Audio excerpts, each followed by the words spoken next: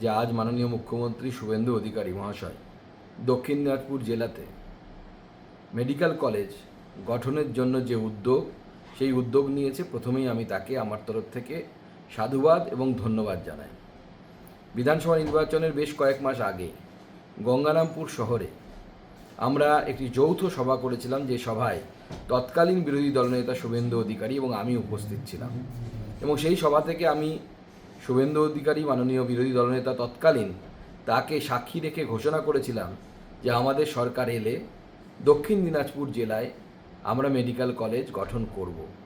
এবং শুভেন্দুবাবুও তার বক্তব্যে সেই দাবিকে পূর্ণ সমর্থন জানিয়েছিলেন।